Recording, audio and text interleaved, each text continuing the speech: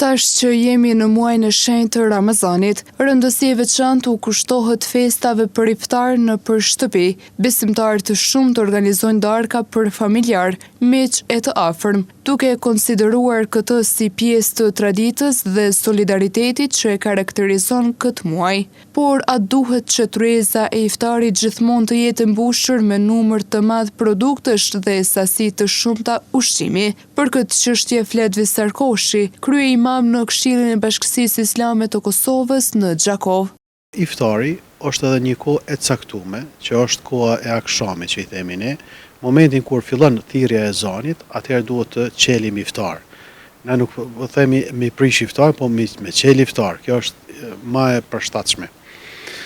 Ashtu siç na ka mësuar dhe Muhamedi alayhis salam, pra është një traditë, një simbolik që tregon se iftari është mirë të hapet me apo të çelet me spari me përmendjen e Zotit, me dua, domethënë duke lutur Zotin xhaleshanu, o Zot, në ty besova dhe me furnizimin tënd unë po bëj iftar. Kjo është në gjuhën shqipe.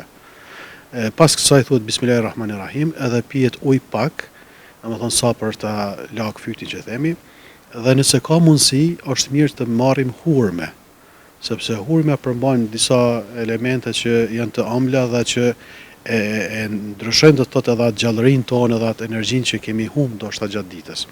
Kryeimami Koshi thekson se në përgatitjen e ushqimit duhet pasur kujdes, duke shtuar se teprimi dhe hedhja e ushqimit të panevojshëm është e papranueshme. Sipas tij, Ramazani është muaj i përkushtimit, solidaritetit dhe maturisë, prandaj edhe shtrimi i sofrës duhet të bëhet me masë dhe përgjegjësi.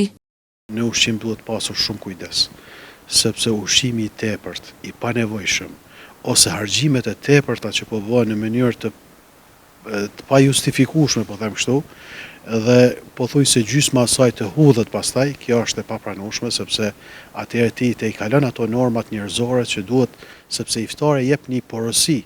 Porosia duhet jetë në ato që njeriu kur nuk ka, solidarizohet me të tillët njerëz dhe ti e ndjen atë uri. Momentin kur ti e çel iftarin, domethënë ti i afrohesh asaj farndjenje.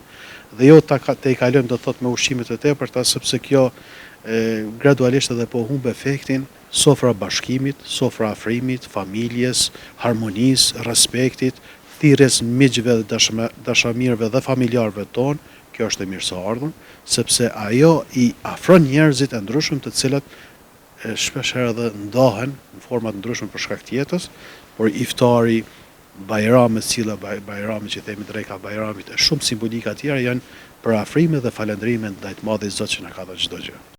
Mesazhi kryesor mbetet që iftari të mos shndrohet në garë të shpenzimeve dhe teprimeve, por të ruaj frymën e thjeshtësisë dhe ndarjes me të tjerët, ashtu siç e kërkon vetë muaji i shenjtë i Ramazanit.